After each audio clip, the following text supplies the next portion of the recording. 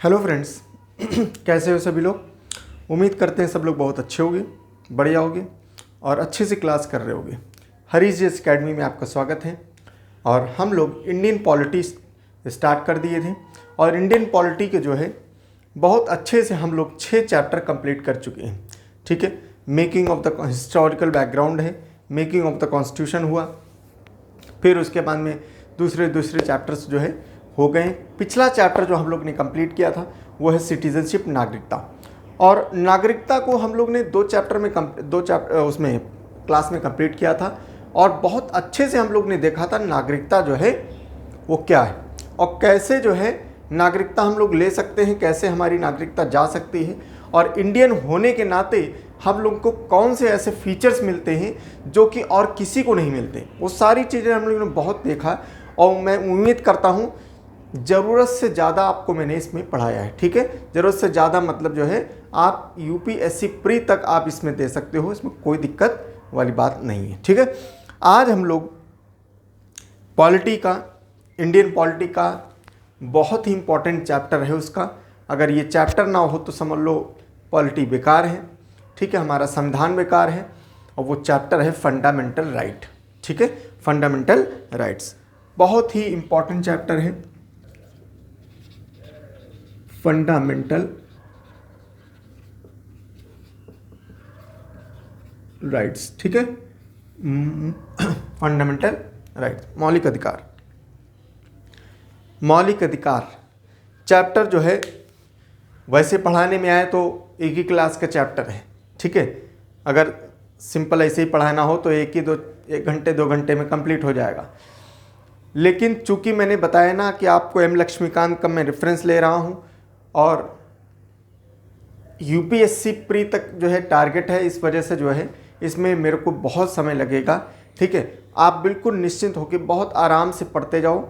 ठीक है, थोड़ी थोड़ी बातें थोड़ी थोड़ी करके आपको पूरा चैप्टर जो है कंप्लीट करेंगे। ठीक, हम लोग स्टार्ट करते हैं मौलिक अधिकार के बारे में। ठीक है, आप सोचो पूरा इतना बड़ा संविधान, हमारे पूरी दुनिया का सबसे बड़ा लिखित संविधान, ठीक है, कॉन्स्टिट्यूएंट असेंबली के द्वारा बनाया गया। ठीक है, 7 मेंबर थे उसमें, अंबेडकर थे, है ना, अंबेडकर थे, अयंगर, अय्यर, खान, खेतान, मित्रा, मुंशी। ठीक है, तो 7 लोग थे, इन्हों के द्वारा जो है हमारा संविधान बनाया गया। दुनिया का सबसे बड़ा लिखित संविधान, सब जगह सोर्सों से लिया गया, कहीं से कुछ लिया गया, कहीं से कुछ लिया गया, कहीं से कुछ लिया गया, कहीं से कुछ लिया गया, लेकिन जो है सारी चीज़ें लेके, लेकिन उसको अपनी नीड के अनुसार, हमारे भारत की नीड के अनुसार, जोग्राफिकल कंडीशन के हिसाब से, पॉपुलेशन के हिसाब से, ठीक है, रिलीजियस के हिसाब से, ठीक, ये सारी चीज़ों को अपने तरीके से उसको बनाया है। तो बना के क्या मिला कि दुनिया का सबसे बड़ा संविधान। लेकिन इतना बड़ा संविधान लिखित है, सब कुछ अच्छा है, लेकिन अगर इसके अंदर मौलिक अधिकार ना होते, ठीक है, तो इसका कोई मतलब नहीं होता। सब कुछ है लेकिन हमारे पास कोई अधिकार ही नहीं है। ठीक है, और फिर इस मौलिक अधिकार में, मौलिक अधिकार जो है जिस समय हम लोग संविधान बना तो उस संविधान में जो है 7 प्रकार के मौलिक अधिकार दिए गए। ठीक है, और वो 7 प्रकार के मौलिक अधिकार भी कोई काम के ना होते अगर उस मौलिक अधिकारों में राइट टू कॉन्स्टिट्यूशनल रेमेडी ना होती। ठीक है, अगर हम भाई अधिकार तो आपने दे दिया और अधिकार देने के बाद में पता चला उसका हनन हो रहा है, अधिकार हम लोग को मिल नहीं रहे हैं, तो अगर हम अपनी बात को कहीं रख ना पाएँ और अपने अधिकारों को मनवा ना पाएँ तो उसका कोई मतलब नहीं है। ठीक है, तो हम लोग जरा स्टार्ट करते हैं। फंडामेंटल राइट्स जो है, मार्कर मेरा कहाँ गया ये, अच्छा, फंडामेंटल राइट्स। ठीक है, सबसे पहली बात बेसिक चीज़ें जो है समझ लेते हैं। समझ क्या लेते हैं, जो दे रखी हैं, ये जो है पार्ट 3 में, ठीक है, पार्ट 3 ऑफ द कॉन्स्टिट्यूशन में है। ठीक है, हम लोग ने देखो कैसे कैसे पढ़ा, बहुत अच्छे से याद करते भी चलना, समझते भी चलना। ठीक है, हम लोग ने देखा पार्ट 1 देखा। ठीक है, part 1 union and it's state देखा। ठीक है, आर्टिकल नंबर 1 से लेके 4 तक। ठीक है, 1 से लेके 4 तक देखा। फिर उसके बाद में पार्ट 2 देखा, पार्ट 2 नागरिकता देखा, आर्टिकल नंबर 5 से लेके 11 तक। ठीक है, अब आते हैं पार्ट 3 में, ये है तुम्हारा 12 से लेके 35 तक। ठीक है, तो फंडामेंटल राइट्स क्या हैं, आर्टिकल की अगर बात करें तो आर्टिकल 12 से लेके 35 तक जो है इसमें उल्लेख है। एक एक आर्टिकल हम लोग बहुत अच्छे से पढ़ेंगे, ठीक है। ये सब सारी चीज़ें जो बातें हो रही हैं अभी, ये सब हम आपको ऐसे ही बता रहे हैं, ठीक है। ये सब एक नॉर्मल पॉइंट है। छोटे मोटे एग्जामों में ये चीज़ डायरेक्ट आपसे पूछी जाएगी कि बताओ मौलिक अधिकार भारतीय संविधान के कौन से भाग में दे रखा है, या इनमें से कौन से अनुच्छेद इससे संबंधित हैं, ठीक है। तो उसमें आ जाएगा 12 से 35, उसमें आ जाएगा 14 से लेके 32 तक, ऐसे करके आ जाएगा। क्योंकि जनरली इंसान जो पढ़ता है मौलिक अधिकार वो क्या पढ़ता है, 14 से लेके 32 तक। जैसे 14 से स्टार्ट होता है उसके बाद में यहाँ 31 भी छोड़ देता है, ठीक है। 31 भी छोड़ देगा, 14 से लेके 30 तक पढ़ेगा और 30 के बाद में फिर सीधे 32 कॉन्स्टिट्यूशन रेमेडी पढ़ते, खत्म हो गया फंडामेंटल राइट, ठीक है। लेकिन मैं भी ऐसे पढ़ाता था, जो छोटी मोटी क्लासें होती थी, ठीक है, उसमें मैं भी ऐसे पढ़ाता था, कोई बड़ी बात नहीं है। क्योंकि बच्चों का क्या है, बच्चे को समझ में आना चाहिए, और बच्चे का भाई कंटेंट क्या है, क्या उसके एग्जाम में आएगा, बहुत इतनी ज़रूरत भी नहीं है, ठीक। आप इतना पढ़ के जाओ, यही जो बताया 14 से लेके यह 30 तक और फिर ये 32 तक, बस एग्ज़ाम हो गया ख़त्म, आपको यही आएगा, ठीक। लेकिन ये कोई नहीं पढ़ाता था, 12, 13 कोई नहीं पढ़ाता था, 31 कोई नहीं पढ़ाता था, 32 तो पढ़ाता था, और फिर 33, 34, 35 भी तो है भाई, 35 तक हैं। तो ये सारी चीज़ें हैं, हम लोग बहुत अच्छे से पढ़ेंगे, ठीक है। In this regard the framer of the constitution deprived the constitutional from the USA the bill of right, ठीक है। अच्छा, अब हम अगर हम बात करें कि इसका सोर्स क्या है, हमने बताया ना कि जो कॉन्स्टिट्यूशन बनाया गया कई सारे सोर्सेस बनाया गया। तो जो मौलिक अधिकार हैं, ये मौलिक अधिकार जो है हमारे यहाँ जब स्टडी कर रहे थे, सारे वर्ल्ड के जो कॉन्स्टिट्यूशन को स्टडी कर रहे थे, तो जब यूएसए का स्टडी किया, यूएसए का जो मौलिक अधिकार फंडामेंटल राइट देखा, तो उनके यहाँ बिल ऑफ राइट्स होती हैं, ठीक है। बिल ऑफ राइट्स करके जो है होती हैं, ठीक है, बिल ऑफ राइट्स करके दिया जाता है। तो बिल ऑफ राइट्स के नाम से जो है वहाँ पर था, पढ़ा उन्होंने, देखा कि हाँ ठीक है, कुछ अधिकार मिलने चाहिए। लेकिन हमारे भारत में जब ये आया, तो हमारे भारत में इन्होंने जो हमारे यहाँ जो कॉन्स्टिट्यूशन ये राइट है, फंडामेंटल राइट, मौलिक अधिकार हैं, तो ये भले ही यूएसए के संविधान से लिया गया है, लेकिन यूएसए के संविधान से ज़मीन आसमान का अंतर है। हमारे यहाँ जो राइट्स दे रखी हो, इतनी लिबरल और इतनी ज़्यादा राइट्स दे रखी हैं, ठीक है, कि मतलब आप इनके राइट्स में इसमें बहुत अंतर है, ठीक है। यहाँ राइट्स तो हैं, लेकिन उस लेवल की राइट्स भी नहीं है और बहुत कम राइट्स हैं, ठीक है। हमारे यहाँ क्या है, हमारे यहाँ जो फंडामेंटल राइट्स भले यूएसए से, कहाँ से लिया गया है, यूएसए से, ठीक है। ये चीज़ हमेशा याद रखना, क्वेश्चन आपको डायरेक्टली मिलेगा। Part 3 of the constitution is rightly describe as a Magna Carta of India. मैंने कई बार कहा कि पूरा संविधान इतना बड़ा लिखित है, लेकिन उसमें उसका कोई मतलब नहीं अगर फंडामेंटल राइट्स ना हो, ठीक है। इसी वजह से कहना उचित होगा कि फंडामेंटल राइट पूरे कॉन्स्टिट्यूशन का क्या है, मैग्ना कार्टा, ठीक है, मैग्ना कार्टा है ये, मैग्ना कार्टा ये बहुत इंपॉर्टेंट है, ठीक है। देखो ये सारी चीज़ें जो कीवर्ड्स है ना, मैग्ना कार्टा है ना, मैग्ना कार्टा माने होता है कोई बहुत बड़ा चेंज, ठीक है, बहुत विशाल चेंज, बहुत इंपॉर्टेंट और बहुत बड़ा चेंज, ठीक है। जब कोई मान लो कोई डिसीजन आ जाए, जैसे अमेंडमेंट कोई आ जाए, अमेंडमेंट आ जाए, और ऐसा अमेंडमेंट आ जाए जो बिल्कुल संविधान को बिल्कुल चेंज कर दे और बहुत इंपॉर्टेंट हो, उसको मैग्ना कार्टा बोलते हैं, ठीक। कोई भी वो चीज़ जो बहुत इंपॉर्टेंट हो और बहुत बड़ी हो, ठीक, उसको मैग्ना कार्टा बोलते हैं, ठीक है। जैसे अगर हम संविधान अमेंडमेंट की बात करें तो 42वें संशोधन जो है वो ज़बरदस्त है, तो उसको हम लोग कह सकते हैं Magna Carta of the constitutional amendment, ठीक है। तो मैग्ना कार्टा कहा जाता है, और इट इज़ जस्टिसिएबल, ठीक है। It Magna carta it contains a very long and comprehensive list of justiciable fundamental right, और इसके अंदर जो है ऐसी फंडामेंटल राइट्स हैं जो कि जस्टिसिएबल है। जस्टिसिएबल मतलब मैंने क्या बताया आपको कि आपकी मौलिक अधिकार हैं, लेकिन मौलिक अधिकार का क्या फ़ायदा अगर उनको हम कोर्ट में ले जाके उनको हम लोग लागू न करवा पाएँ, तो इसका मतलब कोर्ट में जा सकते हैं, कोर्ट में जा सकते हैं इसका मतलब दे आर जस्टिसेबल। ठीक है, हम लोग जस्टिस के लिए हम लोग कोर्ट ऑफ लॉ में जा सकते हैं अंडर आर्टिकल 2। देखो एक तो ये 32 और एक है 226 में हाई कोर्ट जाएंगे और इसमें सुप्रीम कोर्ट। डायरेक्टली आप जा सकते हो। आप देखो, आप कभी भी कोई भी आपके पास वाद विवाद होता है, आपका कोई भी केस होता है, तो आप सबसे पहले आप निचली अदालत में जाते हो, डिस्ट्रिक्ट कोर्ट, सेशन कोर्ट में जाओगे। ठीक, तो आप वहाँ पर जाओगे, तब वहाँ पर जब फैसला आता है आप संतुष्ट नहीं हो तब आप अपील करते हो हाई कोर्ट में। ठीक है, अपील करते हो हाई कोर्ट से भी आप संतुष्ट नहीं तब जाके आप सुप्रीम कोर्ट में जाते हो। ठीक, तो आप यहाँ पर अपील के रूप में जाते हो। लेकिन फंडामेंटल राइट्स इतनी ज़्यादा पावर इसमें दी गई है और स्पेशल प्रोविज़न है क्या कि अगर फंडामेंटल राइट्स का जो है उल्लंघन होता है तो इंसान जो है डायरेक्टली सुप्रीम कोर्ट और हाई कोर्ट जा सकता है। ठीक है, आप अपनी रिट जो होती हैं, रिट्स भी हम लोग पढ़ेंगे इसमें, रिट्स के माध्यम से जो है इसमें जा सकते हो।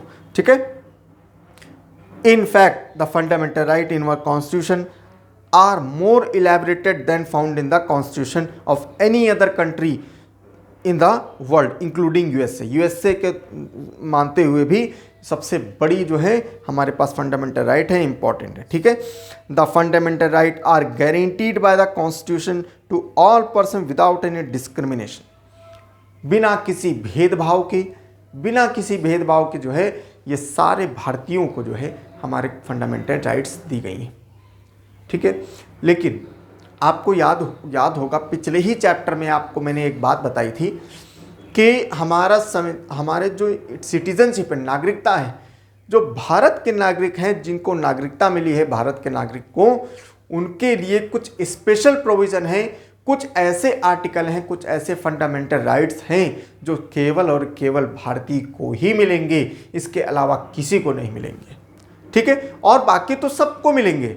ठीक, लेकिन वो आर्टिकल जैसे क्या हम लोग ने पढ़ाया था, article number 14, article number 15, article number 19, article number 29, article number 30, ये आर्टिकल इतने थे 14, 15, 19, 29, 30।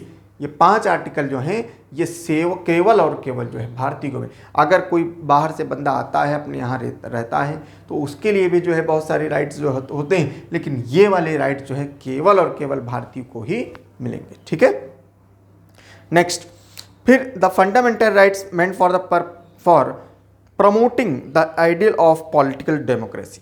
ठीक है, और जो हमारे फंडामेंटल राइट्स हैं तो हमारी जो पॉलिटिकल डेमोक्रेसी है, लोकतंत्र है ना, लोकतंत्र है तो राजनीतिक लोकतंत्र, तो इसको दर्शाता है। उसकी जो आइडिया जो है, क्या आइडिया है उसका, उसको ये दर्शाता है।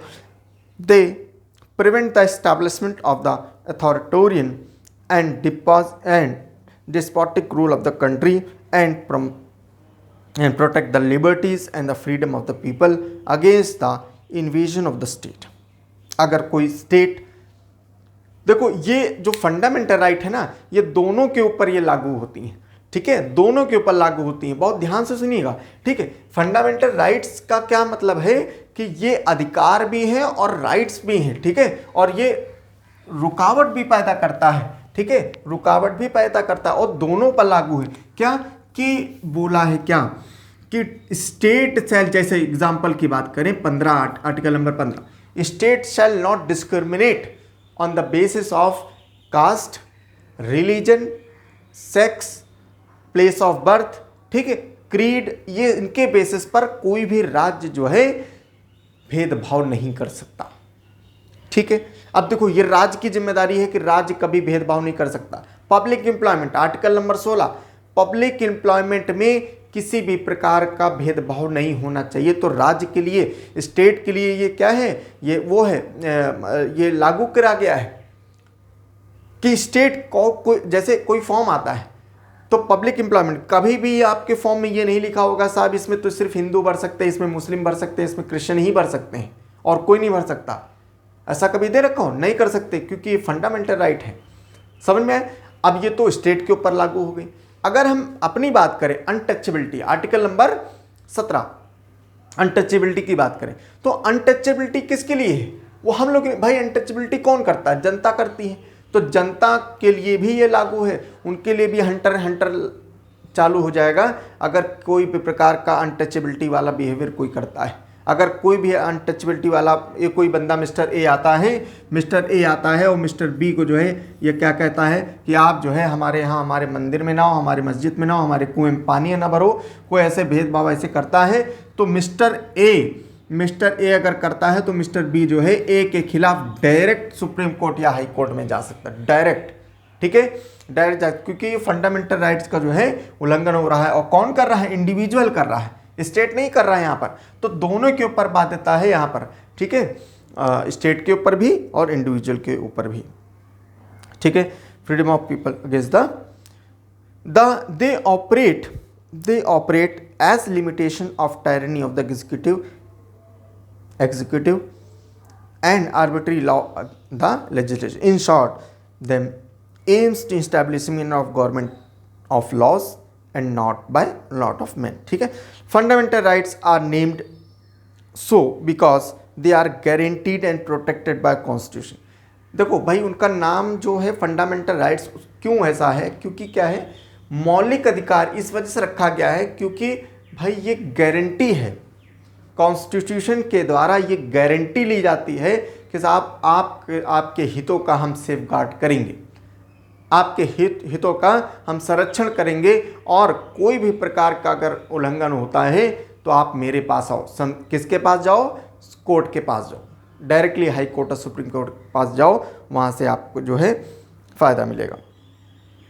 ठीक है, which is a fundamental law of land, they are fundamental also and in a sense they are more essential for all round development. ठीक है, ये फंडामेंटल भी हैं और हमारे एसेंशियल भी हैं ऑल राउंड डेवलपमेंट के लिए। बहुत ध्यान से सुनिएगा, अगर भाई फंडामेंटल राइट्स क्या हैं, हमारे लिए ज़रूरी भी हैं और एसेंशियल भी हैं। एसेंशियल क्यों है? क्योंकि आप ये देखिए, अगर एसेंशियल ना होती, ठीक है, तो क्या होता कि भाई देखो, सबको रोजगार चाहिए, आप ऐसे समझो, सबको रोजगार चाहिए, और रोजगार में अगर ये फंडामेंटल राइट ना होती तो ये बिल्कुल ये हो सकता था कि कास्ट के बेसिस पर, ठीक, रिलीजन के बेसिस पर वैकेंसियाँ निकाली जा सकती थी। ठीक है, और अगर ऐसा होता तो जो वर्ग वैकेंसी पर फॉर्म ना भर पाता तो वो तो वंचित रह पाता। मैं एक बहुत ही छोटा सा एग्जांपल ले रहा हूँ, बहुत ध्यान से सुनिएगा। अगर वो वंचित रह जाता तो भाई आर्थिक रूप से वो बेकार हो गया, तो वो सामाजिक रूप से भी बेकार हो जाएगा और इकोनॉमिक रूप से भी जो है वो बेकार हो जाएगा। और जब इकोनॉमिक रूप से बेकार हो जाएगा तो उसके अंदर क्या हो जाएगा, बहुत सारी दिक्कतें आने लगेंगी। जब उसकी इकोनॉमिक कंडीशन नहीं सही रहेगी तो क्या होगा कि उसका ओवरऑल डेवलपमेंट नहीं हो पाएगा। कैसे नहीं हो पाएगा भाई? ना उसके पास की खाने का पैसा होगा तो वो खा भी नहीं पाएगा, जिसकी वजह से उसकी हेल्थ खराब होगी। पैसे नहीं होंगे तो वो एजुकेशन भी नहीं दे पाएगा अपने बच्चों को, उसके बच्चों का भविष्य भी जो है बिल्कुल गर्त में चला जाएगा। और ये जो बच्चे हैं, ये बच्चे अगर एजुकेशन नहीं लेंगे तो पढ़ेंगे नहीं तो कैसे आगे उनका भविष्य उज्जवल हो पाएगा? क्या करेंगे? छोटे से ही, अच्छा घर में पैसे नहीं हैं तो यही बंदा, जो छोटा सा लड़का है, यही जाएगा किसी ढाबे में काम करेगा, जो कि फंडामेंटल राइट का उल्लंघन हो रहा है। लेकिन क्या है, ये बच्चा जाएगा किसी ढाबे में काम करेगा, किसी फैक्ट्री में काम करेगा, क्योंकि उसको 4 पैसे लाने हैं। 4 पैसे नहीं होंगे तो घर में खाएगा क्या? समझ रहे हो? घर में खाने को नहीं होगा। तो जब ये बच्चा काम करेगा, ये पढ़ नहीं पाएगा तो इसके तो जीवन गया। यही बच्चा, यही लड़का, अगर इसको जो है पब्लिक एम्प्लॉयमेंट अगर अच्छे से मिला होता इसके पिताजी को, तो पिताजी इसके पढ़े होते, नौकरी मिल गई होती, नौकरी मिली होती तो ये अच्छे से पैसा आ रहा होता तो इसको एजुकेशन कराते तो ये जाके एक दिन हो सकता था ये बंदा कलेक्टर भी बन जाता। ठीक है, ये बंदा कलेक्टर भी बन सकता था, जो कि आज एक काम कर रहा है कहाँ पर? एक ढाबे में, एक किसी फैक्ट्री में, जो एज अ चाइल्ड लेबर के रूप में काम कर रहा है। समझ रहे हो? तो हर चीज़ एक दूसरे से लिंक है। ये बच्चा जब खाना शुद्ध नहीं खाएगा, खाने में पोषण नहीं मिलेगा तो इसका हेल्थ डिटेरियोरेट होगा। ठीक है, हेल्थ डिटेरियोरेट होगा तो जिसकी वजह से पूरे की पूरी जो है ये काम भी अच्छे से नहीं कर पाएगा जहाँ पर ये काम करने जा रहा है। तो कंडीशन क्या है? कंडीशन ये है कि अगर आपकी फंडामेंटल राइट को अगर बाध्यता नहीं करी गई तो क्या होगा, इसका उल्लंघन होगा और इस जो है overall development of the society जो है हैम्पर होगा। क्लियर है? ठीक। Next, originally the constitution provided the 7 fundamental rights. आपको मैंने बताया जब हमारा कॉन्स्टिट्यूशन बनता है, ठीक है, जब ये बनता है 26 जनवरी 1950 को जब ये लागू होता है, ठीक है, तो उस समय हमारे संविधान में 7 मूल अधिकार दे रखे, मौलिक अधिकार दे रखे थे। ठीक है, कौन कौन से अधिकार हैं आपको सबको मालूम है। नंबर 1, ठीक है, राइट टू इक्वालिटी, ठीक है, राइट टू इक्वालिटी, ठीक है, राइट टू इक्वालिटी है, ठीक है, ठीक है। आर्टिकल नंबर 14 से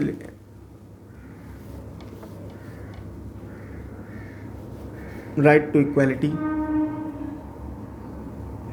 ठीक है, राइट टू इक्वालिटी 14 से लेकर 18 तक, ठीक है, राइट टू इक्वालिटी।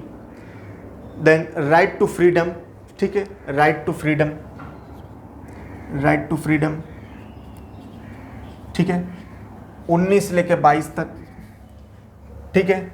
उसके बाद में ऐसे ही फिर राइट अगेंस्ट एक्सप्लॉयटेशन, ठीक है, राइट अगेंस्ट एक्सप्लॉयटेशन, एक्सप्लॉयटेशन, ठीक है, 23 से लेकर 24 तक। राइट अगेंस्ट रिलीजियस एक्टिविटी, ठीक है, रिलीजियस एक्टिविटी में 25 से लेकर 28 तक, ठीक है, 25 से लेकर कितने हो गए, ये 4 हो गया रिलीजियस एक्टिविटी, ठीक है। फिर 5 आ गया। फिर आता है right against right for the minorities, ठीक है, राइट्स फॉर द माइनॉरिटीज़, ये रिलीजियस हो गया, रिलीजियस एक्टिविटीज़ के लिए, ठीक है। फिर माइनॉरिटीज़ के लिए आ गया, माइनॉरिटीज़ के लिए आ गया, ठीक है, 29 और 30। उसके बाद में आ गया, अब ये पहली की हम बात कर रहे हैं, पहले की जब ये कॉन्स्टिट्यूशन हमारा बन के तैयार होकर लागू हुआ, ठीक है। फिर आया right to property, right to property, property, article number 31। और 7वां आ गया right to constitutional remedy, constitutional remedy, article number 32। ये जो मौलिक अधिकार हैं ये 7 नंबर में थे, ठीक है, ये 7 नंबर में ये थे। राइट टू इक्वालिटी 14 से 18 तक ये राइट टू इक्वालिटी था, समानता का अधिकार पहला। फिर राइट्स ऑफ फ्रीडम, ठीक है, एक्सप्रेशन वाली राइट्स, ठीक है। आर्टिकल नंबर 19 से लेकर 22, हम कहीं भी जा सकते हैं, कहीं भी घूम सकते हैं, पूरे इंडिया में कहीं भी रह सकते हैं, हम अपने मन की बात अपनी एक्सप्रेस कर सकते हैं, हम अपने फेसबुक में, व्हाट्सएप पे हम कहीं सभा कर सकते हैं, हम कहीं मंच तैयार करके अपना संबोधन कर सकते हैं, यूनियन बना सकते हैं, बहुत सारी चीज़ें जो है इसी आर्टिकल के, इसी फंडामेंटल राइट के माध्यम से कर सकते थे। राइट अगेंस्ट एक्सप्लॉयटेशन के बारे में बात होती है 23-24। एक्सप्लॉयटेशन बहुत है हमारे यहाँ, चाहे वो चाइल्ड लेबर के रूप में हो, बंधुआ मजदूर के रूप में हो, चाहे वो प्रोस्टिट्यूशन को जो है बैन करना हो, वो सारी चीज़ें सब इसमें दे रखा है, बहुत अच्छे से हम लोग पढ़ेंगे 23-24 में। फिर रिलीजियस एक्टिविटीज़ के लिए हम लोग कोई जो है रिलीजन की एक्टिविटीज़ कर सकते हैं, हम रिलीजियस इंस्टीट्यूशन खोल सकते हैं, उसके ऊपर कोई टैक्स नहीं पड़ेगा, ये सारी चीज़ें जो है हम लोग कर सकते हैं रिलीजियस एक्टिविटीज़ में 25 से 28 वाले में। 29 और 30 में राइट फॉर माइनॉरिटीज़ के लिए दे रखा है, माइनॉरिटीज़ जो है अपने संस्थान खोल सकते हैं, ठीक है, एजुकेशन इंस्टीट्यूशन खोल सकते हैं, माइनॉरिटीज़ के लिए कुछ राइट्स ऐसे दे रखी हैं।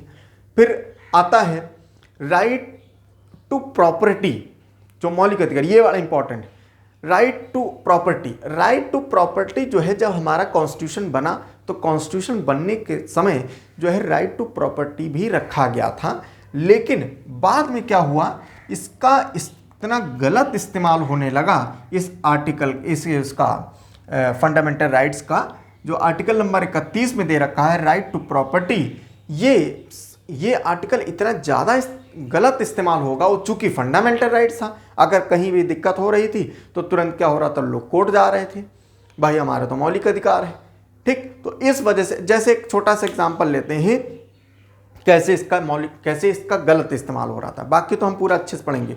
देखो हुआ क्या कि जैसे मान लो आपको मालूम होगा, जैसे आपके मान लो शहर में कोई एक्सप्रेसवे बनना है, ठीक, बहुत ध्यान से सुनिएगा, एक्सप्रेसवे कोई बनना है।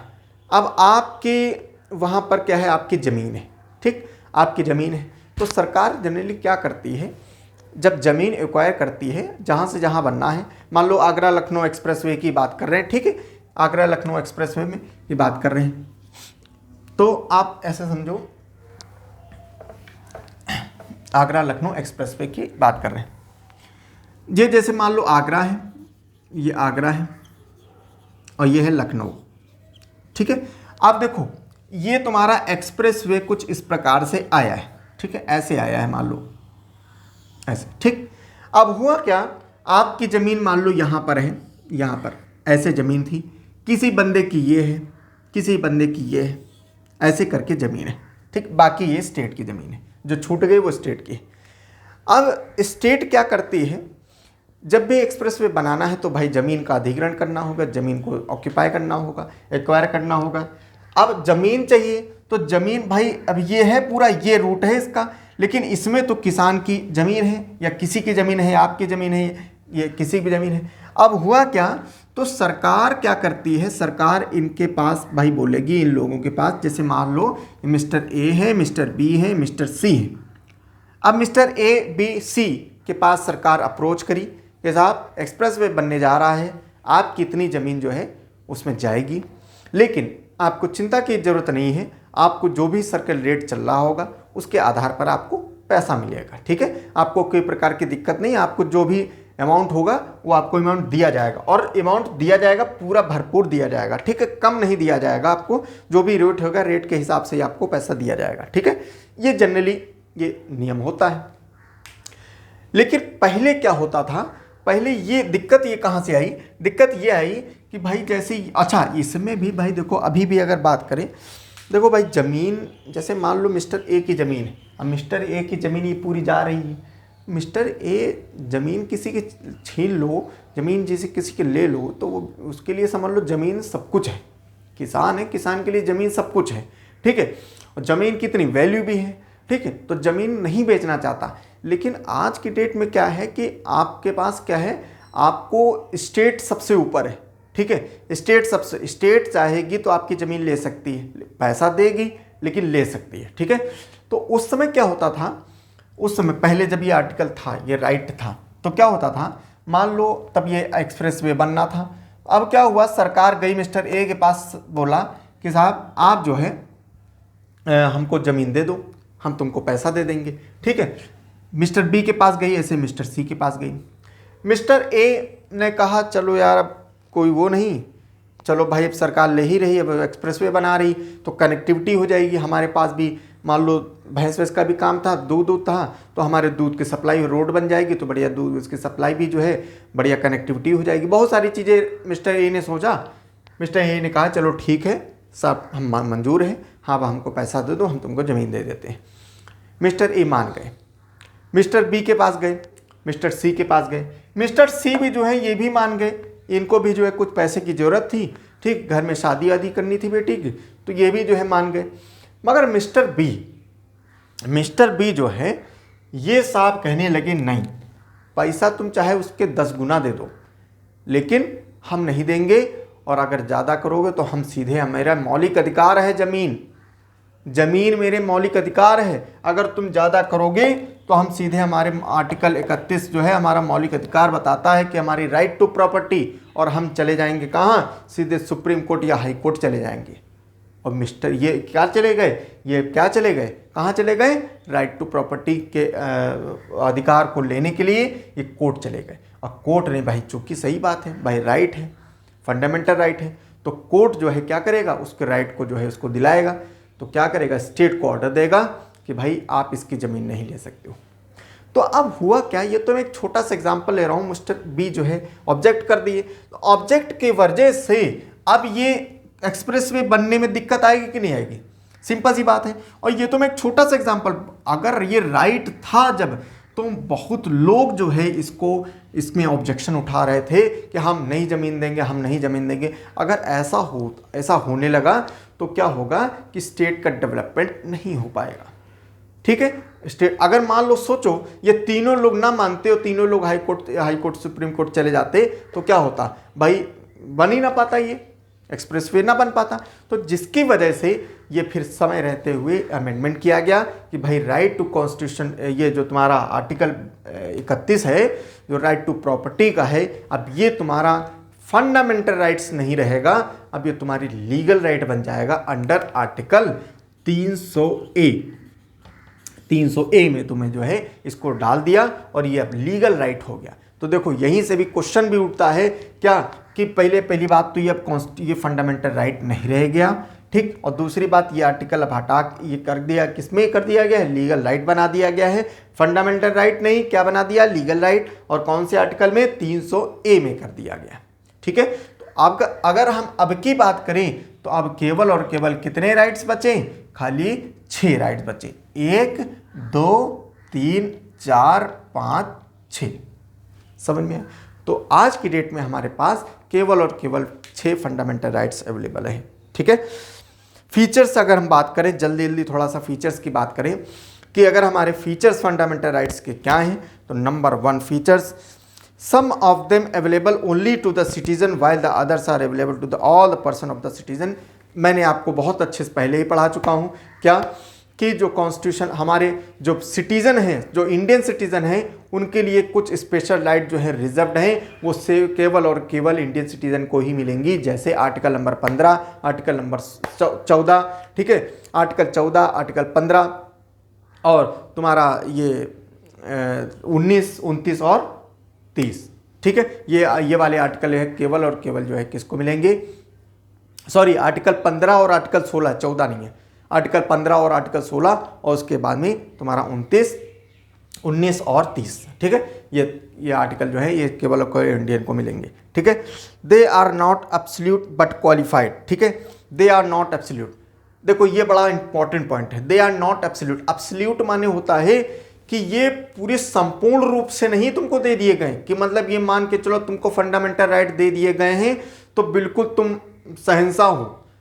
ठीक, ऐसा नहीं है कि कहीं भी कुछ भी करोगे। जैसे फ्रीडम ऑफ स्पीच है, आर्टिकल 1922 तक आर्टिकल फ्रीडम ऑफ स्पीच, ये सारी बातें बोल रही, तो आप ये मतलब नहीं है कि आप कहीं भी जाओ और खंजर लेके बढ़िया तैयार हो जाए, बढ़िया और 2 नाल बंदूक लेके भैया कहीं जाओ और सम्मेलन ऐसे करने लगो, इकट्ठा कर लो लोग हैं और वो गोलीबारी करने लगो, ठीक, और आक्रामक भाषण करने लगो, किसी रिलीजन के खिलाफ करने लगो, तुरंत धर लिए जाओगे।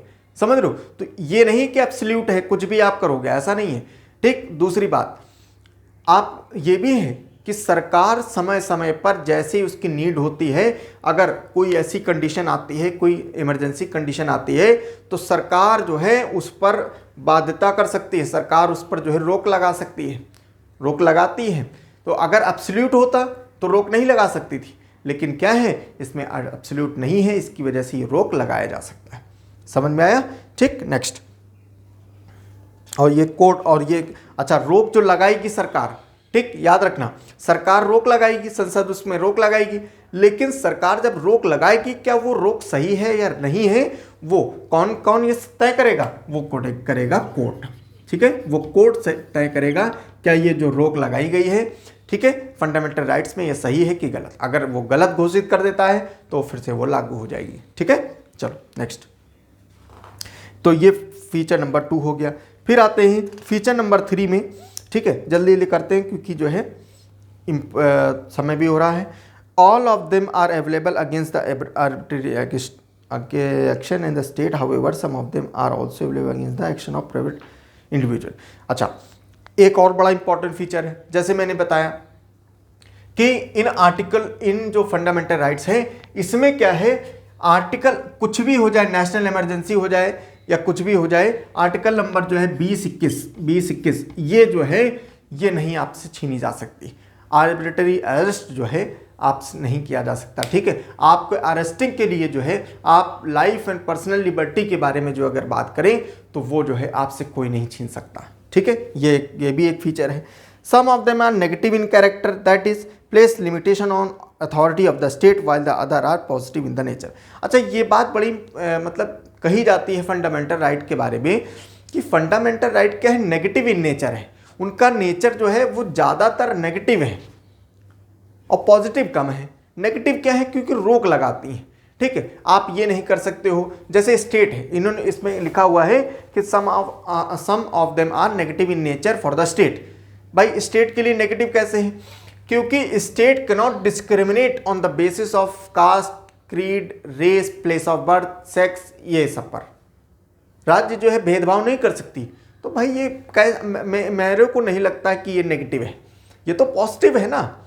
भाई सरकार किसकी है, स्टेट किसकी है, स्टेट है जनता के द्वारा, तो जनता के पॉजिटिव वे में काम हो रहा है, जनता के बीच में कोई भेदभाव ना हो, इस वजह से ये चीज़ें होती हैं। ठीक है, जैसे पब्लिक एम्प्लॉयमेंट, तो पब्लिक एम्प्लॉयमेंट में कहीं भी राज्य जो है इसके बीच में कोई भेदभाव ना करे, ये बहुत इंपॉर्टेंट है। ठीक है, तो ये क्या है, नेगेटिव इन कैरेक्टर है। ठीक है, नेक्स्ट उसके बाद में उसके they are justiciable allowing the person to move to the court. मैंने पहले बता चुका है क्या कि जस्टिसेबल है, अगर इनका हनन होता है, फंडामेंटल राइट्स का हनन होता है, तो आप तुरंत ही कोर्ट ऑफ लॉ में जाके जस्टिस की डिमांड कर सकते हैं। ठीक है, next they are defendant and guaranteed by the supreme court and hence aggrieved by the person directly goes to high court and supreme court. Supreme court इसकी guarantee लेता है, क्योंकि सुप्रीम कोर्ट क्या है, उसके संरक्षक है। संविधान का संरक्षक कौन है, सुप्रीम कोर्ट। और सुप्रीम कोर्ट और हाई कोर्ट की पावर दी गई है कि फंडामेंटल राइट के केस में, बाकी और सारे केस में जो है आप जो है वाया अपील के माध्यम से जाएंगे, लेकिन अगर फंडामेंटल राइट्स का उल्लंघन होता है तो डायरेक्टली कोई बंदा सुप्रीम कोर्ट और हाई कोर्ट जा सकता है। दे आर नॉट सैक्रोसेंट और परमानेंट। ठीक है, और parliament can curtail them in the only of the constitutional amendment act, now ordinary act more can be। ठीक है, ये वही वाला पॉइंट है। देखो जैसे बताया कि ये क्या है, एब्सोल्यूट भी नहीं है, और ये क्या है, ये कोई परमानेंट और सैक्रोसेंट नहीं है। परमानेंट और सैक्रोसेंट मतलब क्या होता है, ये परमानेंट नहीं है।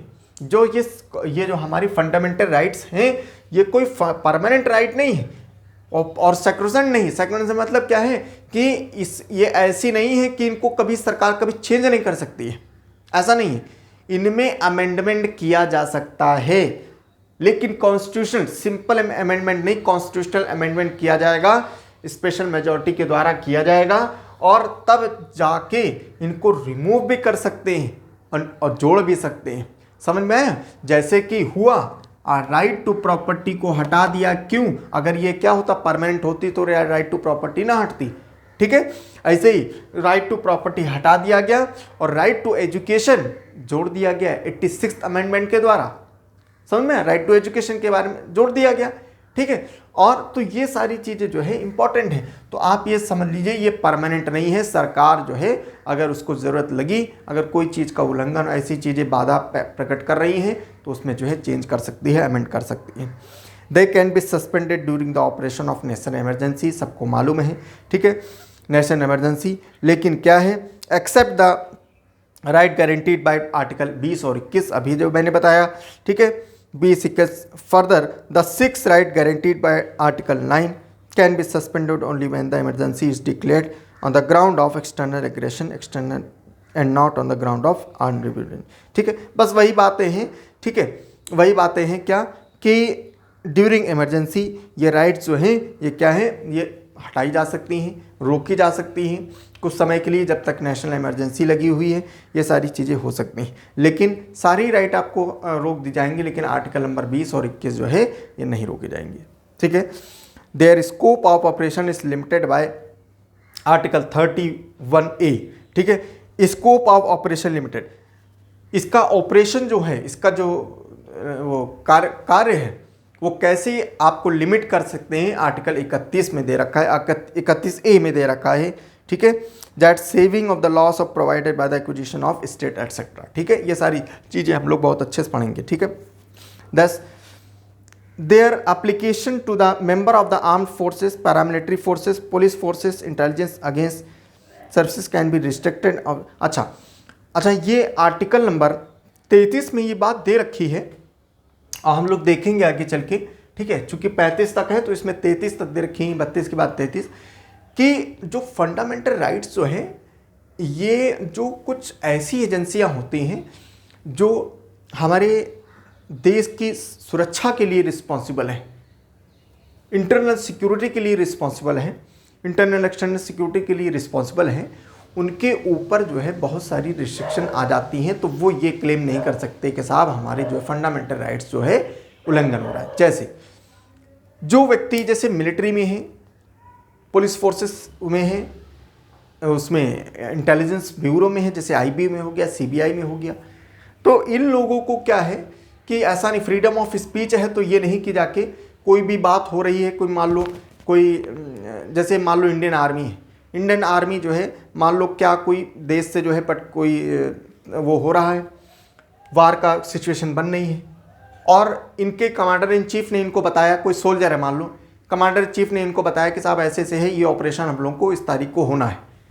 अब वो बंदा आए और वो बंदा आके जनता में ये चीज़ बता दे, फ्रीडम ऑफ स्पीच है तो जनता में बता दे, तो नहीं, ये नहीं बता सकता, इसको फ्रीडम ऑफ स्पीच यहाँ पर रिस्ट्रिक्शन है। आप जो है इंटरनल सिक्योरिटी की बात आप कर रहे हो, अगर आप बता दोगे तो इंटरनल सिक्योरिटी में दिक्कत आएगी, इसी वजह से क्या है इन लोगों के कुछ राइट्स जो है रोकी जा सकती हैं। अगर इसको इसने बोल दिया और उसने स्टेट ने इसके ऊपर एक्शन ले लिया तो ये सुप्रीम कोर्ट नहीं जा सकता, सुप्रीम कोर्ट खारिज कर देगा, ठीक है। Next, their application can be restricted by the martial law in force of law of the military law, ठीक है, क्योंकि मार्शल लॉ इन पर एप्लीकेबल होता है और मार्शल लॉ कहता है क्या कि आप जो है ये सारी चीज़ें आप नहीं कर सकते हो, आपके बहुत सारी फंडामेंटल राइट जो है रोक दी जाती हैं जैसे ही आप जो है मार्शल लॉ के अंडर में आते हैं, ठीक है। तो ये सारी चीज़ें जो हैं हम लोग ने देखा। अब इसके बाद में है, अब हम लोग जो है एक फंडामेंटल राइट जो हैं इसके बारे में हम लोग जो है बहुत अच्छे से पढ़ने जा रहे हैं और पढ़ेंगे, मतलब नेक्स्ट क्लास में हम लोग पढ़ेंगे क्योंकि आज समय हो गया है, ठीक है। तो अब हम लोग जो है नेक्स्ट क्लास से इसको स्टार्ट करेंगे, मूल फंडामेंटल राइट आर्टिकल नंबर 12 से, ठीक है। आर्टिकल नंबर 12 से देखेंगे कि ये क्या है, कैसे होता है, ठीक है। उम्मीद करता हूँ सब लोग को समझ में आया होगा। रिक्वेस्ट है सबसे कि आप लोग शेयर किया करो, लाइक किया करो, ठीक है। Thank you so much.